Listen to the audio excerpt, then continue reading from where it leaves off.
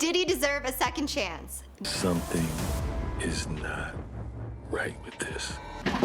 Savage! I'm a savage! Oh! There are some strong opinions on why Diddy deserves to be locked up forever, with no second chance.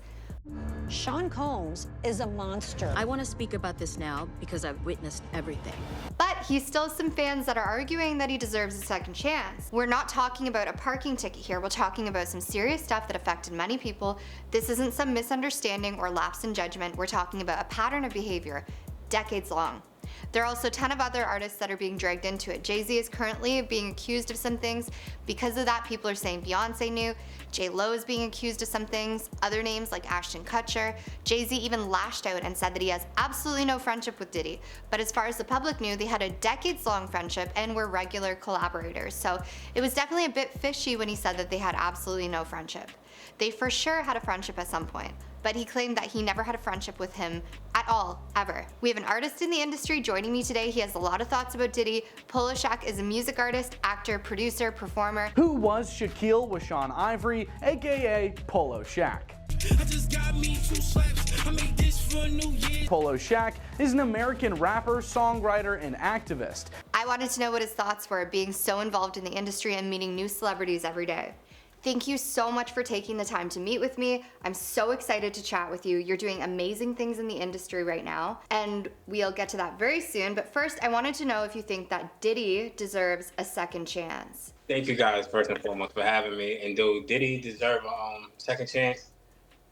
I believe everybody deserves a second chance, to be honest, because if they wanted to, allegedly convict him for what's going on, then I feel like they should have been did that. So I definitely think he deserves a second chance, along with other, celebrities that's incarcerated. I'm not going to mention everybody's name, but, it's a select few that, although if he did do what he did, like I said, it should have been handled a while ago, but I definitely think he deserves a second chance. It's really interesting to hear your thoughts, and I'm curious to know more about you and what you're doing. You're doing big things right now. Can we talk about your upcoming movie role? Can you tell us about the movie, your character? Yes, I have a movie coming out directed by Larry Durr. It's called Guns and Grams, and basically it's a TV series, The Pizza Connection, and I play a character called Flush.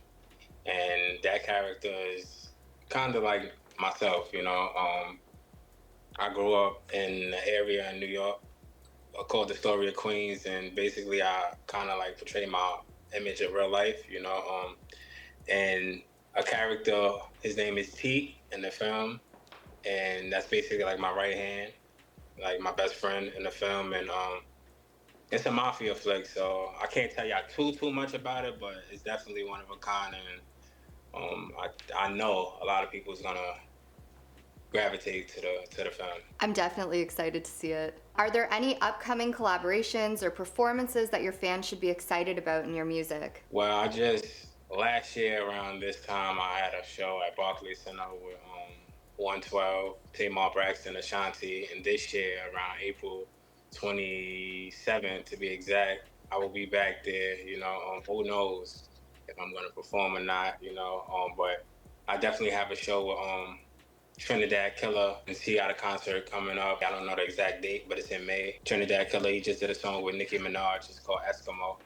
She's on a remix, so I definitely got a upcoming show with him. As far as features, I have a feature with Coco Naoko, many more other people. My album about to drop, so I can't really, let people know just yet. But I got Little Oye. The person that I'm starring in the film Guns and Grams with, his name is T. Hoyt. That's one of the artists I actually worked with as well. I enjoy doing music with him. Another artist, he's also a producer. His name is Third World Dawn. I did a song with him.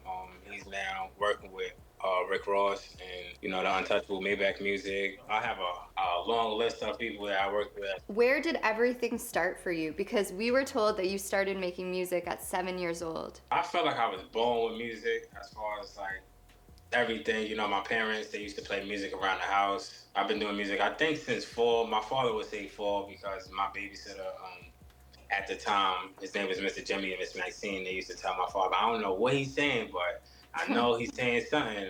I used to do beats on the table. So, like I said, I started like around 4. And my inspiration at that time was just looking up to, you know, people like Michael Jackson, Usher, because I wanted to be a pop artist at first. That's why my music is so versatile. That's really cool to be starting so young and just to have the music in you at so young. So you've been generating a lot of buzz. There's a ton of new articles out on you, but one, actually a couple that must have felt super cool was getting a feature on Before They Were Famous and Famous Birthdays. Can you tell us a bit about that? It was a dream come true. You know, it's something that I've manifested for a long time. It felt surreal because, you know, other people consider me famous, you know, when you just it's like, am I? You know, but I worked towards it, you know, I earned it. And yeah, shout out to Mike. Mike is cool, definitely. Mike is definitely cool. Before they was famous, like I said, that's why I mentioned Mike. We just had a genuine connection. He just said, you know what?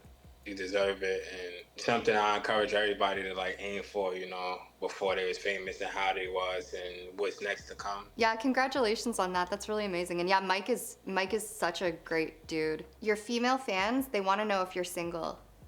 No, I am not. I'm definitely not. I'm currently in a relationship. Her name is Coco Naoko. She's also an artist. I mentioned her previously. Oh, that's amazing. That's really sweet. Did you guys meet on set? No. We met during networking. It was through, you know, social media, but it was networking. Is there anything surprising or interesting that you've read about yourself in the press recently? My net worth? I had read my net worth a couple years back, like probably like 2 years back.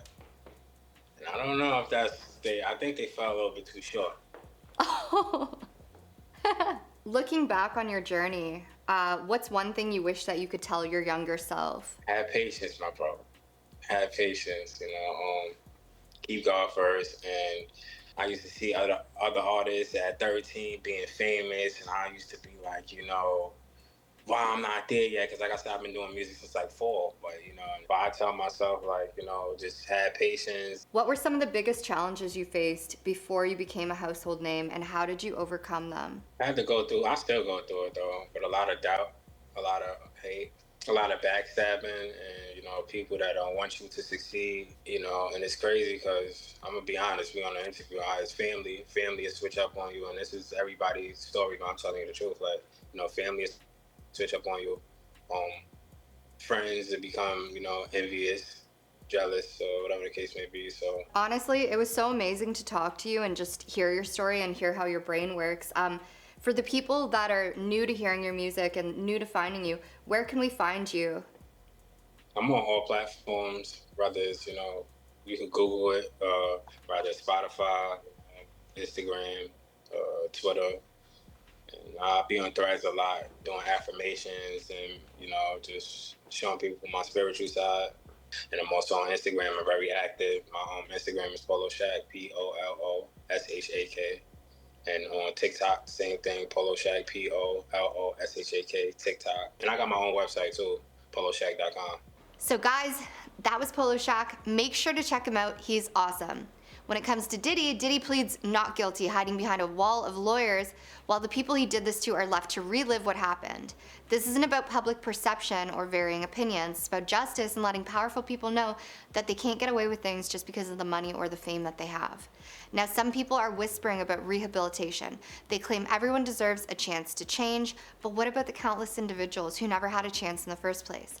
Do they get a rehabilitation program? Do they get a second chance at a normal life? Some crimes are beyond forgiveness. Some actions are beyond redemption, and some individuals are beyond saving.